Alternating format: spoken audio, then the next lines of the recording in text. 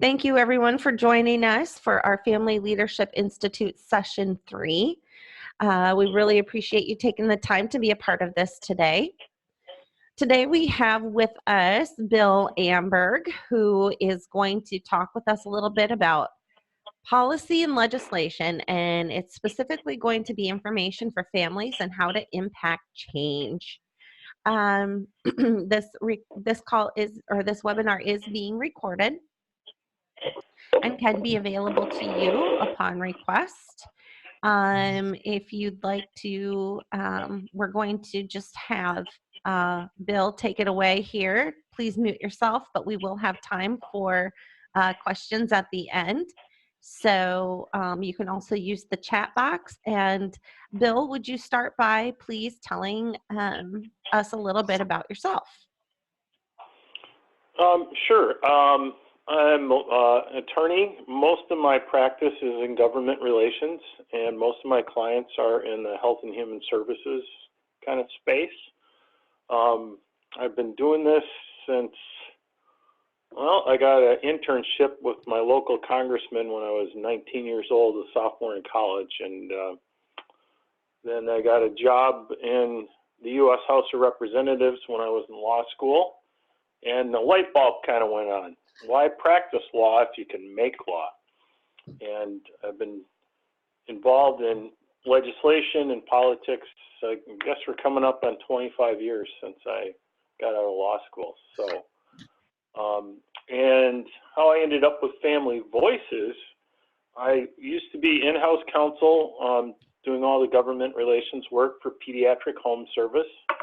And the owner and founder of PHS was a board member of Family Voices, and she and Carolyn got me involved because they wanted me to get a particular state representative to speak at the annual event for Family Voices of Minnesota. I was able to get my friend Representative Nick Zerwas, who's got an interesting story, had 10 open heart surgeries as a child, and he recently left the legislature a month ago to take a job as a lobbyist. So also, when I see Nick during the session, we'll see how he's enjoying that from the different perspective. So I have my own law practice for 3 years now, and I'm talking to you from my office.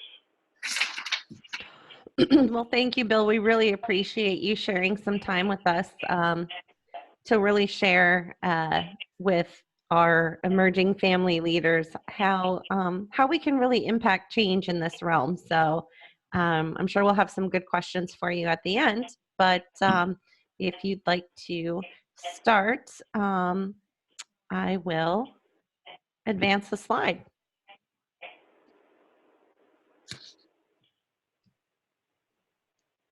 There we go.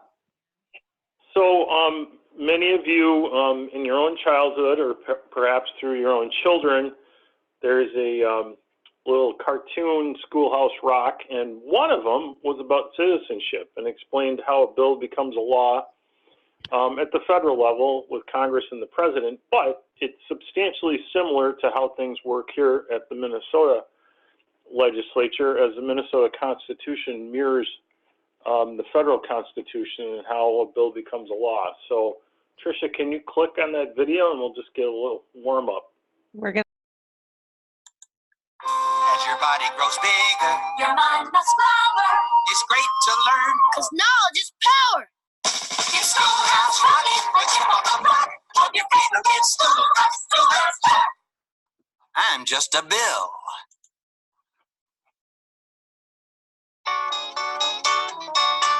Whew, you sure gotta climb a lot of steps to get to this Capitol building here in Washington. Well, I wonder who that sad little scrap of paper is. I'm just a bill. Yes, I'm only a bill. and I'm sitting here on Capitol Hill. Well, it's a long, long journey to the capital city. It's a long, long wait while I'm sitting in committee, but I know I'll be a law someday. At least I hope and pray that I will, but today I am still just a bill. Gee, Bill, you certainly have a lot of patience and courage. Well, I got this far. When I started, I wasn't even a bill. I was just an idea. Some folks back home decided they wanted a law passed, so they called their local congressman, and he said, "You're right, there ought to be a law." And he sat down and wrote me out and introduced me to Congress, and I became a bill. And I'll remain a bill until they decide to make me a law. I'm just a bill. Yes, I'm only a bill. And I got as far as Capitol Hill. Well, now I'm stuck in committee, and I'll sit here and wait while a few key congressmen discuss and debate whether they should let me be a law. I hope and pray that they will, but today I am still just a bill.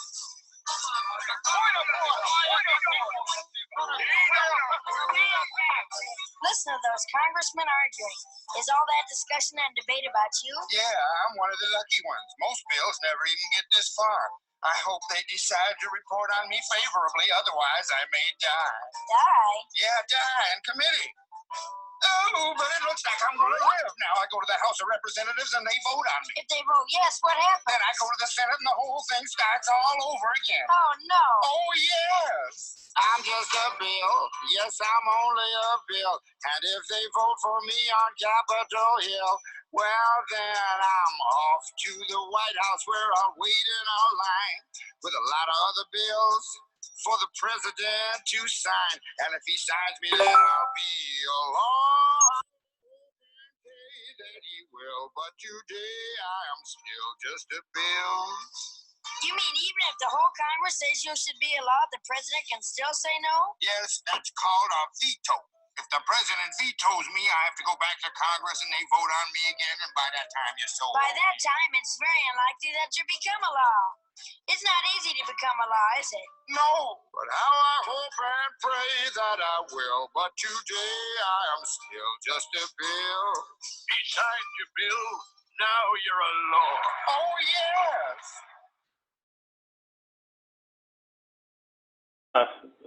There was one songwriter, he wrote all the songs for those Schoolhouse Rock little educational films.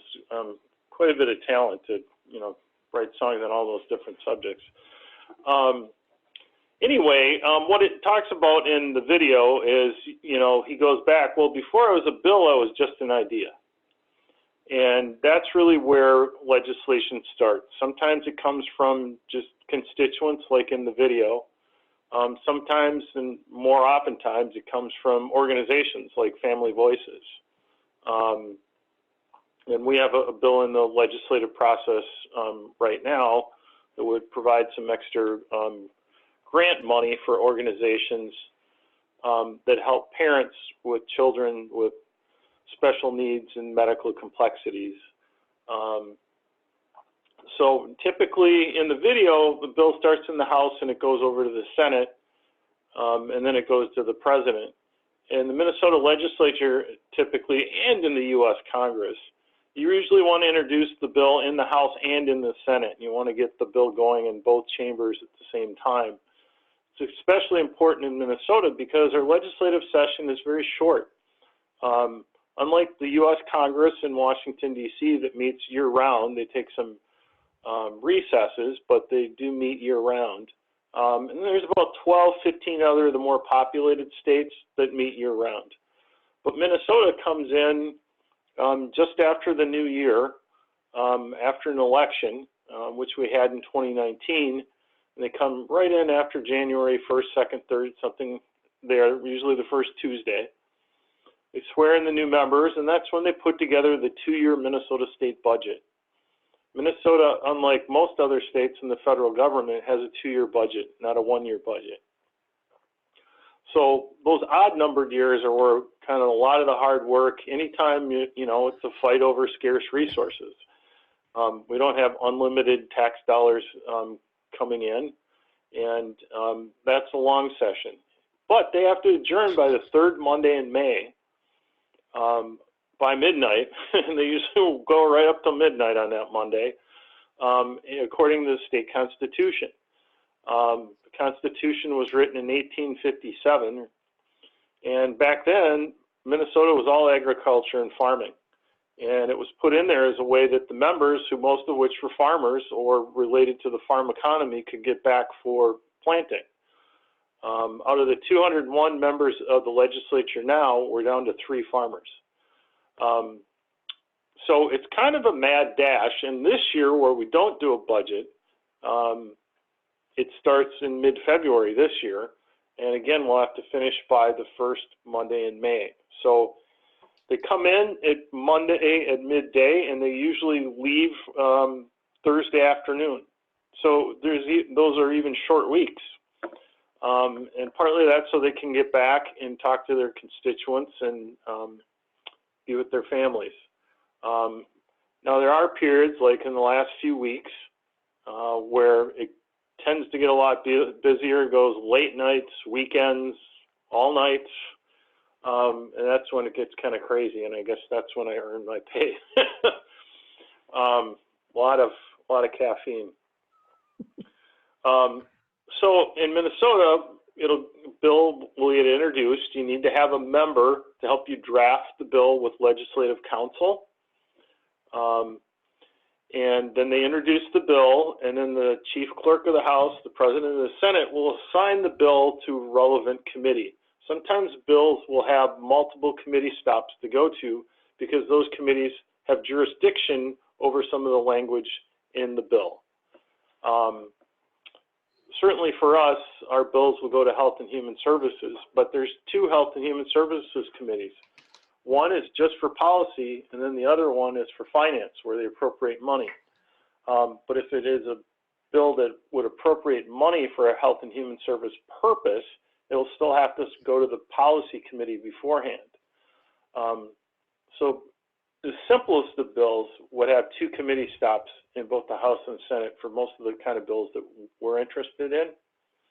But then often there's other stops if it involves changing how the government would implement a program. Then you have to go to state government operations. Often you need to go to judiciary in the Senate, and they call it civil law in the House. So you can see in a short session like we have in 2020, it's really tricky to get a bill through. And from the video, people remember the poor Bill is sitting around and waiting. He was in committee, and now he's just waiting, and there's a lot of waiting, a hurry up and wait process. And then all of a sudden, something happens. So in the committee process, there's several steps. And some of you have been involved. Last year, we testified on our bill. And it's always important, I think, for people who have a stake in the legislation to testify. Legislators see me every day. They've seen me every day for years and years. I don't like to testify on behalf of my clients because I think it sends a bad message to the legislators. If they don't even take the time to show up and advocate for their legislation, I think legislators kind of go, well, it must not really be that important. Furthermore, you guys have a story to tell that I can't tell personally. And legislators respond 9 times out of 10 more so to personal and emotional stories than they do to big piles of data and metrics and things like that. That's more for the executive branch and the so-called bureaucrats. They're very rarely moved by emotional appeals, but they do like data and information over on that side of the government. So when you get into committee, there's some good links here, Tricia, for folks they'll have the slides. The Minnesota Legislative website, just peruse that. There's a lot of information there.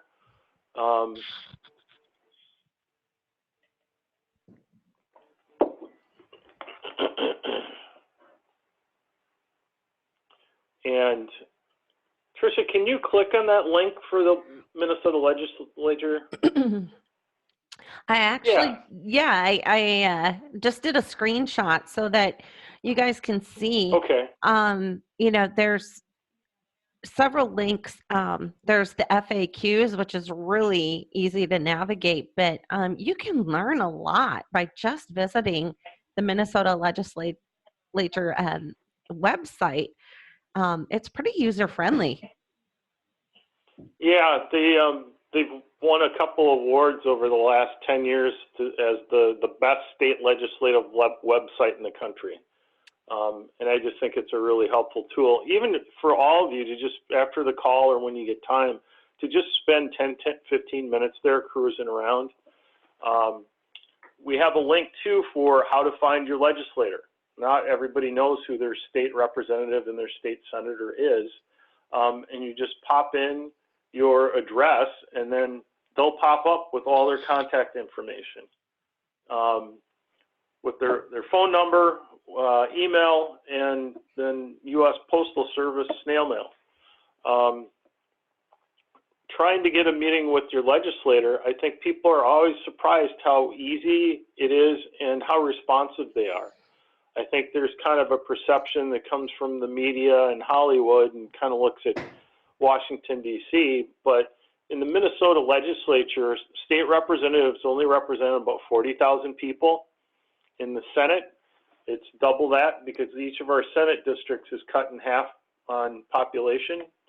So we have 67 senators and then 134 members of the House. So for each Senate district, there's an A and a B portion to it. So everybody has a state representative and everybody has a state senator.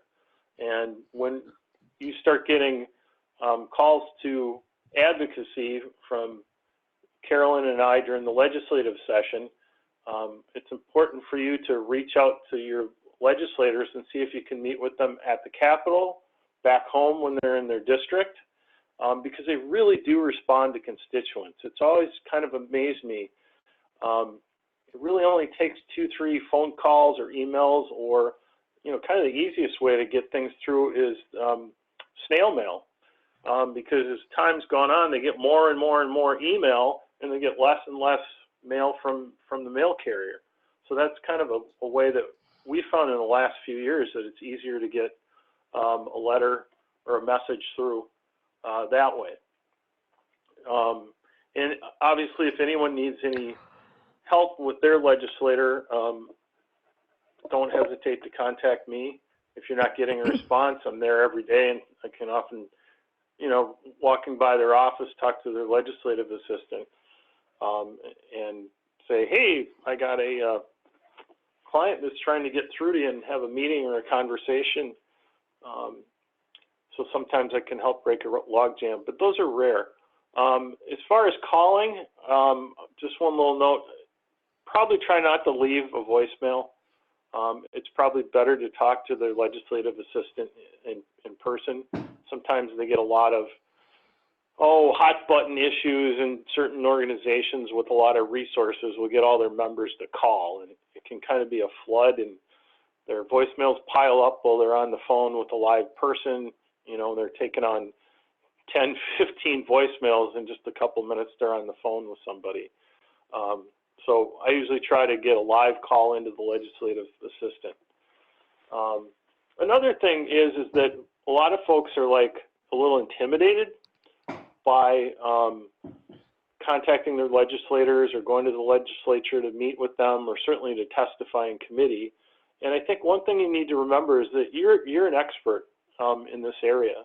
You're an expert on your own life, and you have experiences that very few legislators have. They come from all walks of life. It's a citizen legislature. Over half of them have other jobs. It's not a particularly good paying job for the amount of work they put in, that's for sure. But, once you can make a connection with them, you kind of become an expert in, the area that Family Voices works in. And they don't want to just hear from the experts in the bureaucracy from the executive branch. They really want to hear from real people. And often that motivates them. As I said, those emotional, personal stories, that often motivates legislators to really go to bat for you. And then one kind of footnote, some people think that, and a lot of this is kind of the federal or national news, is that, you know, Republicans are less interested in helping groups like Family Voices. I find that, you know, even though there's a lot of kind of, well, Republicans are for tax cuts and Democrats are for taxes and Democrats want to spend more and Republicans want to cut government. Yeah, that's kind of the simple rhetoric, but when it gets down to an issue-by-issue basis, you know, over the years, we've had just as many Republicans as Democrats, you know, advocate, including more government spending, you know, for Family Voices and for my other clients. It's just really kind of a personal one-on-one. Again, that emotional connection, that personal story seems to what matters most. So we mentioned the committee process.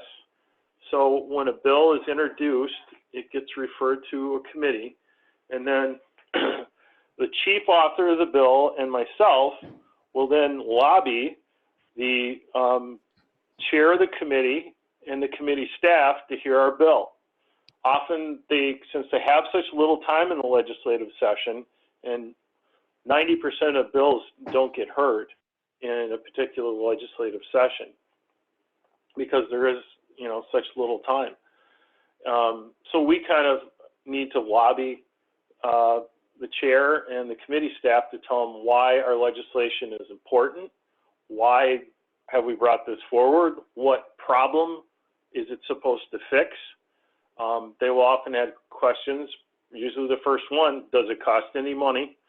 If it doesn't cost money, it always is easier to get things done. But then we'll get granted a hearing, and often you don't get a lot of notice. I think Tricia and Jamie and others that were involved when we had our hearing last year, I think we had like maybe a week's notice, maybe 6 days. And that's actually generous. I've had times where I've got a call from committee staff that says, we're going to hear your bill tomorrow, you know, for XYZ client. And then I need to scramble to get testifiers of the Capitol, you know, people have jobs, children, all these kind of things. But the legislature doesn't really seem to, doesn't run like a business, that's for sure, because there's no one person in charge. They're all elected. They all have an election certificate and they represent their constituents. So when you're testifying, again, what I said earlier, you're the expert. And usually we practice ahead of time. Here we got on the screen, this is the chief author of our bill, Senator John Hoffman. And his daughter has spina bifida. Hope she's probably in her early 20s now. So John and his wife have lived a similar experience, so he's a tremendous advocate for us. He got a lot of respect on both sides of the aisle, and he's got a deep knowledge of all the health and human services programming because he's worked in the field before he came to the legislature 6-7 years ago. Bill, if so I you may, usually work with, yeah, go ahead. I'm sorry, I just wanted to point out that that's Bill there on the right in the red tie. And then for those of you who may not know, Sarah St. Louis, who's part of our cohort, is there in the black sweater to the right. And the hot pink sweater is Leslie Cellini. Both are volunteer support parents who graciously juggled their schedules on short notice to come testify on our bill.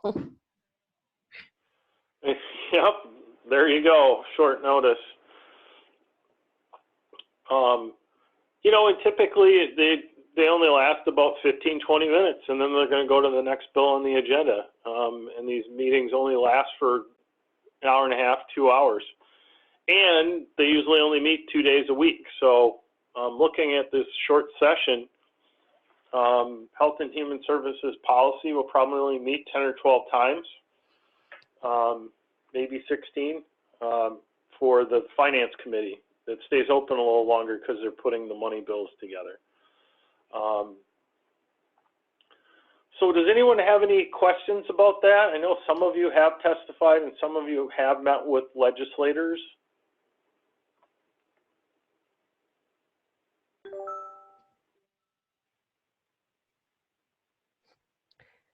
You can always ask the question, or you can type it into the chat box.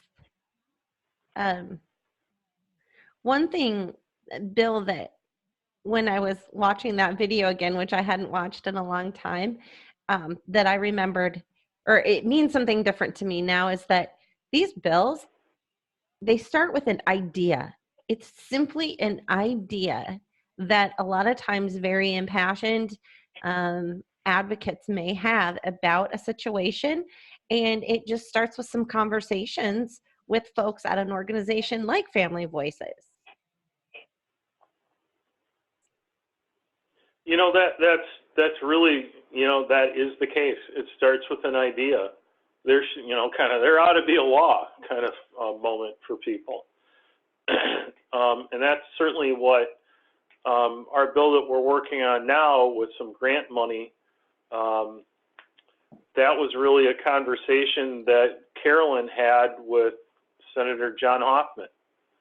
And Senator Hoffman used to work, I think, at the same time at Pacer with Carolyn a ways back. Yep.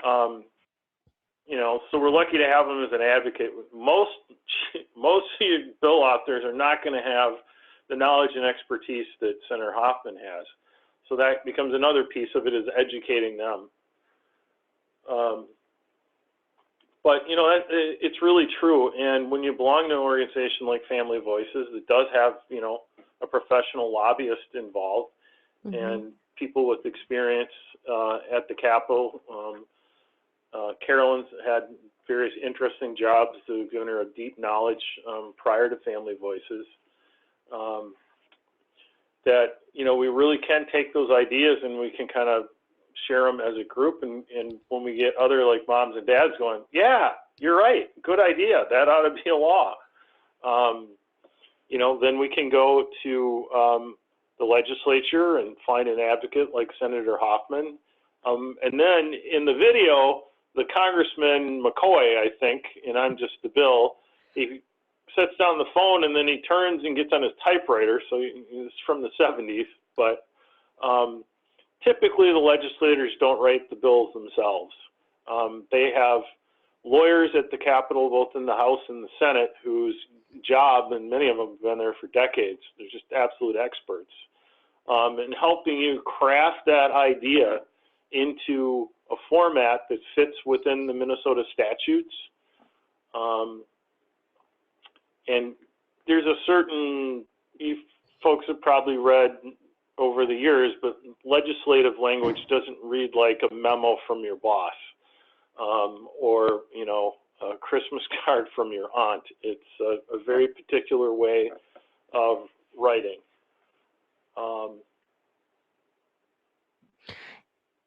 So Lori chatted into the chat box that she did Partners in Policymaking Class 19 and met with legislators years ago, and that since her daughter died, she has a big perspective and should meet and write again. Yeah. And Bill, I hope this isn't jumping too far ahead in your presentation, but bouncing off of that, can you talk about the ways that we as families can stay informed about the legislation that's being put forth? And we already shared the website, but I'm curious if there are other ways. Yeah, there's ways that you can, you know, Carolyn puts out, you know, on the website and then through email some updates. So certainly pay attention to those. But when you get the bill number, so that's like, so in the House, it'll be House File or HF 1234. Each bill has its own number for that session of the legislature, that 2-year session. And then they start all over again with Senate File 1, Senate File 2. There's, as you go through the bills section on that legislative website, there's a way that you can actually track bills, and you can receive email updates as that bill moves through the committee process. You know, maybe it moves through 2-3 committees in the House, then goes to the House floor. You know, then, okay, there's a House floor vote. That's a time when you might want to contact your member of the House of Representatives and say, You know, House File 1234 is coming up for a vote, it looks like, in the next week or so. You know, please vote yes. This is important because of ABC. And I think that, Bill, when we talked about this the other day, one of the important things to know is that a lot of this is really overwhelming. And who in the world has time in their day to keep track of all this? Well, Bill, he's a lobbyist and he does this every day. So he's in close conversations with our executive director, Carolyn Allshouse, and they're always talking about things that may impact families of children with special health care needs. Then what we can do as an organization is we can put forth more information about maybe what's being talked about as far as bills go and legislation. And we can sometimes reach out to you guys and say, hey, you know, do a little poll on how has this impacted you? What are some family stories? Those are really helpful. And so you can look to disability and parent organizations to sometimes help you just stay in touch with where things are. The other thing I wanted to say too is when you do have an idea and you go, yeah, this ought to be a law. It's really important, and I know Sarah St. Louis, I just know out of your experience, you would support this. It's really important to do your research and don't be afraid to connect with folks at a place like Family Voices to say, you know, hey, what do you know about the history of this? Or can you tell me a little bit more about, you know, some of the different aspects to maybe changing this law or introducing this bill? That can be really helpful as well. And again, we partner with an expert like Bill Amberg on, you know, helping us frame everything and research these things and really just have that business side of things really, really together. I'd agree. I mean, you know, I gave Senator Hoffman a bill proposal for getting adult-sized changing tables in public restrooms for this upcoming session. And I knew, like, being in architecture, kind of the technical stuff, and I knew, like, why we really need it. But, you know, I put the question out there in different groups that I'm a part of as, you know, tell me what I'm missing. What else would this be good for? You know, those who would use this option, you know, what else is out there? And, you know, other parents and individuals, they said, you know, this is a good idea for wound care or, you know, tubing issues and, you know, lots of other things. And then started, you know, letting me know of things that I hadn't even thought of for needing what you would need in a changing table station, you know, in an accessible bathroom for this. And what that would look like. And so it was really helpful and kind of opened my eyes to things that I hadn't even really thought of and kind of made what would have been maybe a smaller group of people to be affected, made it an even larger group of people that could be affected by this positively if it becomes a law. So, you know, and then it's learning to, and you make those connections with people and they have really good insight, and then they're potential speakers in front of, you know, to speak on behalf of your bill, and then also gets them involved in the legislative process, you know, where maybe they wouldn't have ever done that before because it was too intimidating. So I think it's good to have that whole connection of people at different levels of involvement to be able to say, hey, you know, maybe I can be a part of this and I want to be a part of this. This really does affect my life, because I've seen too many times, like, why isn't there adult-sized changing tables? We need this. And, you know, we got to change our kids on the floor in the back of the van. And, you know, like, that's not acceptable.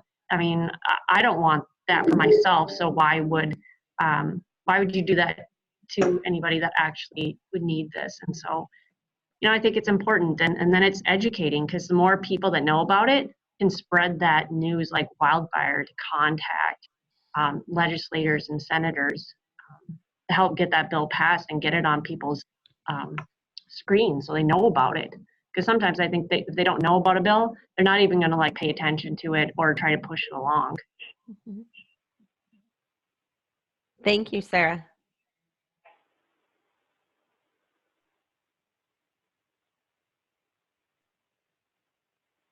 Any other questions or comments?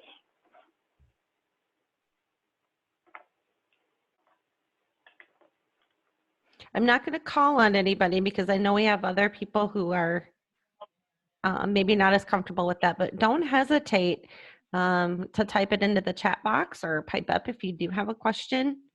I had one and I just lost it,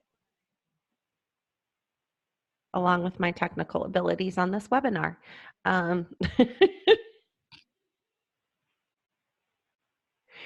Oh, I know. If we have an idea, though, that we'd like to, that we're thinking, man, this just isn't right. I'd like to do this. Where should we start? How do we start with this? Well, I mean, I think we got one good example with adult-sized changing tables. Talk to people in your orbit, other organizations that belong to from different perspectives. And I think you can always, Carolyn's always open to, hearing that, and then she and I can chat about it. And then, then I'm walking around the Capitol not with a bill, with an idea. And that's, often how it is. I might even barely have a piece of paper, just a couple of bullet points, and, approach legislators who I think might be interested, who we worked with in the past, who know us, things like that. And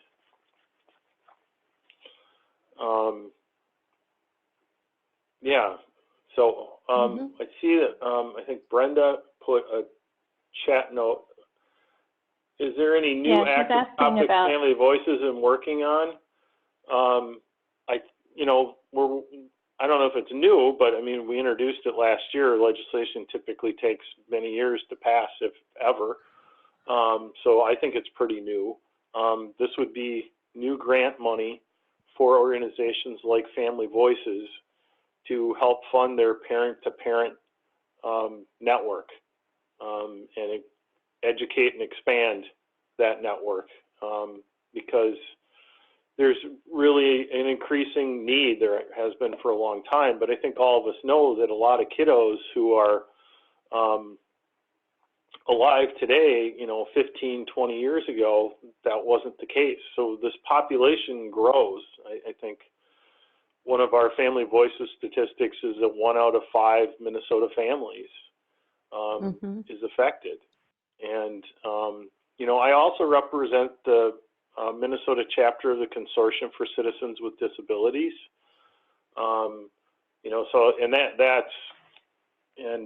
Family Voices is a non-member participant in that group. They have a dues structure. Anyway, but, I hear, disability stories like every day. And it just seems that, we're finally getting Governor Walz's attention. He's made some announcements. They had earlier this week was Disability Day at the Capitol, and the governor and lieutenant governor spoke. They're bringing some legislation. So I think, often we get a lot of credit in Minnesota for, doing better vis-a-vis the disabled community and children than other states. And I'm like, yeah, I mean, that might be the case, but it's not good enough. And I think there's a growing realization at the Capitol that we're really, a lot more needs to be done and should be done. And I think, the biggest advocate for anything is getting a governor on board. That's a big deal. So I think we're going to be keeping our eyes and ears open for opportunities as they move in that direction to, make sure that children, but then, children become adults, and their needs often don't change. But the systems are different for adults and children. So I think, we just need to monitor that and be aware of times when we need to step up and advocate and make sure that, children and families are understood. I think is the way I want to put it. I'm not going to say ignored or forgotten because that's not true, but just so we're recognized and we're able to communicate what our needs and concerns are. Absolutely.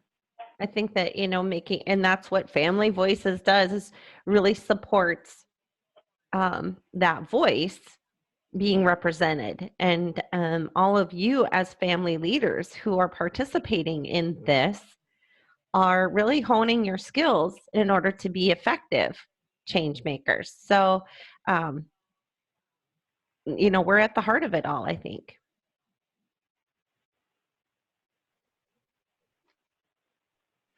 Any other questions or comments today?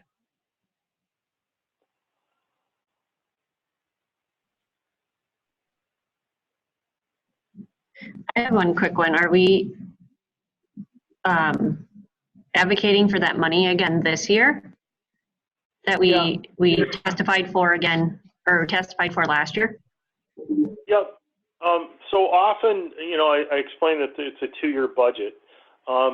Often in the non-budget year, which would be an even numbered year like 2020, sometimes they do a supplemental spending bill for some like urgent needs that crop up. I'm not putting all my hope in that because I'm concerned. I think because there is a budget surplus and there is some money that they could spend. And there's always lots and lots of need in the health and human services space, but there's been about $100 million plus in inaccurate billing and payment. You know, it's been front page news for 6 months. So I'm concerned that in health and human services, any supplemental budget money will get sucked up to fix that problem. However, there's big differences between the Republican majority Senate, the House Democrats, and the Walz administration, and the Department of Human Services, which isn't necessarily part of the Walz administration the way you would think. You know, and these mistakes were made on the previous governor's watch, but they're really, it's such a low level. I know when you think $100 million, that's low level, but you know, they spend billions and billions in the Department of Human Services. And the mistakes were made, and there's been some personnel changes for sure, but you know, there's some pretty big errors made, and I think that, you know, now it's like because the tribes and the counties, are they on the hook for this money that they already spent, that the Department of Human Services told them, here it is, and you should spend it, and it's all fine, and then the federal government says, oh, wait a minute, no, it's not. So there's a lot of, well, no, you should pay for it, and the Senate Republicans seem to be saying, well, the Department of Human Services, it's their mistake, so they need to come up with the money on their own. However, the Department of Human Services doesn't have the ability to tax and spend. In the Constitution, that is the sole power of the legislature. So that will be, I'm worried it's going to take up a lot of money, and there may not be a resolution because I don't see the agreement or the compromise right now. All that said, we're not asking for millions of dollars. I think the price tag on our bill was only a few $100,000. So that's a good thing, because it's kind of the more money you ask for, the difficulty of passing that bill into law grows exponentially. I was working on an increase for home care nurses a number of years ago when I was in-house at Pediatric Home Service, and our chief author was Representative Nick Zerwas. And I was in Zerwas's office with Susan Wingert, the owner and founder of Pediatric Home Service. Some of you know Susan, she's on the Family Voices board. And Susan wanted a fairly big rate increase, basically doubling the size of the bill that we had the year before, from like $9 million to actually would have been over more than double. It was more like tripled. And Zerwas said, I might be able to get a bill passed that costs $8 or $9 million. I don't know anybody that's going to get a bill passed that costs $29, $30 million. And that's just kind of, you know, how it works. And there's never enough money to go around. So I like our prospects just because we're going to fill a big need with not a lot of money. And I think that's also something legislators like to hear. And also, I mean, so much of what we do is volunteers. You know, we're not looking to set up some huge bureaucracy and have permanent paid staff. That's not really what we need the funding for. It's really to train and recruit and train and work with more volunteers. Absolutely. Thanks for pointing that out, Bill. And I think that that is so important. When you look at an organization like Family Voices and you look at our evidence-based peer support program, yes, we train volunteers and we, whoever, getting some feedback there. Oh, thank you. We train volunteers, but these are largely, and for the most part, parents who are already in their communities and within their networks, and like Bill said, within their orbit, already supporting other families. They're already being that rock and that guide for families. And so what our organization does is trains and supports family leaders in really just providing the best support possible, facilitating it, helping families get connected, because it doesn't always happen in the waiting room at PTOT or speech, which it does quite often, but there are other families that need that help too. So it's really just those dollars to help facilitate these things, so that we can be providing each other as families with the reliable information that we need to simply navigate complex systems of care for our kiddos and feel supported and understood while we're doing it.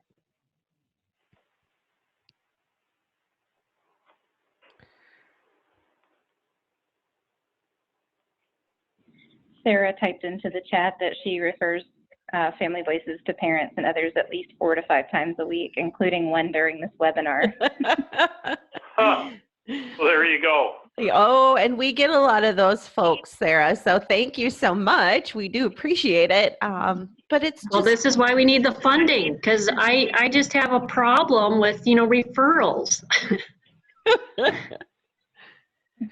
or all that we see on social media that, you know, a lot of times it's somebody giving good information, but sometimes it's important to connect with a trained volunteer support parent who can really help sort through some of the mud and get people to what they, you know, need and how it's going to best work for their family.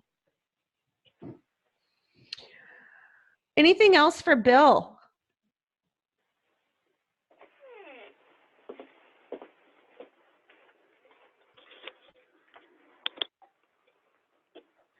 Well, if you think of anything, Bill has made himself so available to us, and your expertise is, I mean, just so greatly appreciated, Bill. I really appreciate you taking the time to talk with us today, clear up some of the overwhelming confusion of the legislative system and how it works. Yeah, you know, and I'm here for follow-ups too. If anyone, you know, often, you know, I find if I'm at some sort of event or a lecture or webinar or whatever, it's often, you know, afterwards, often after night's sleep, where my brain keeps working on it and I pop up the next morning with some question in my head.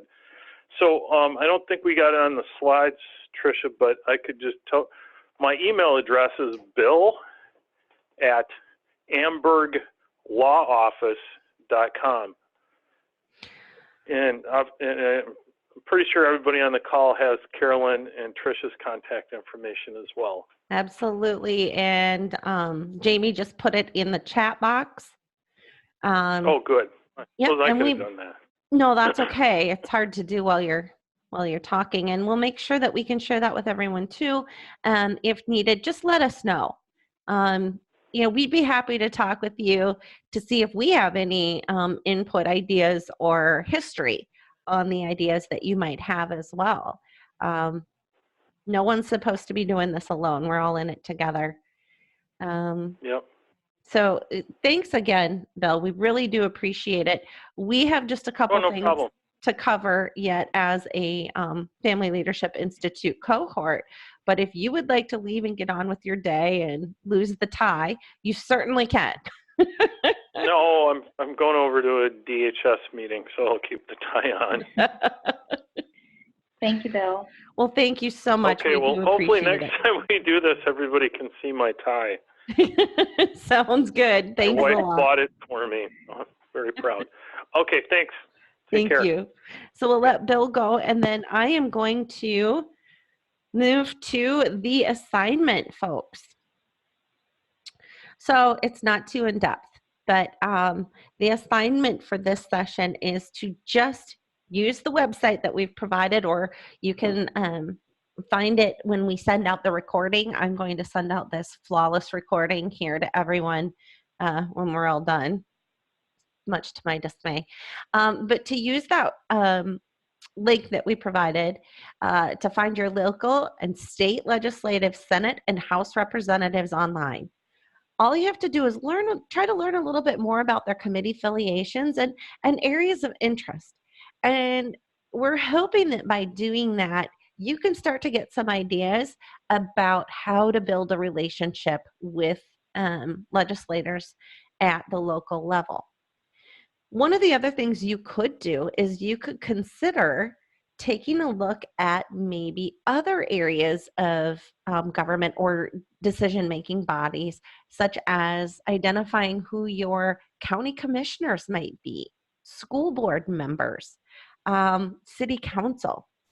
At the local level, these folks also have some decision-making power, and it might be nice to consider building relationships with those folks who may have some interests that align with those that you do. Any questions about the assignment? Again, it's just to look them up and learn a little bit more. There's nothing you necessarily have to turn in. You all have a mentor assigned. If you do not know who your mentor is or you have not yet connected with them, let me know and I'll make sure that we get you connected. But that's also a good person to run by if you're having some ideas or some questions. That's what your mentor's for. Or you can also reach out to me. I'd be happy to talk with you about any ideas you have as well. So we have ended extremely early today. I am going to stop the recording. Maybe.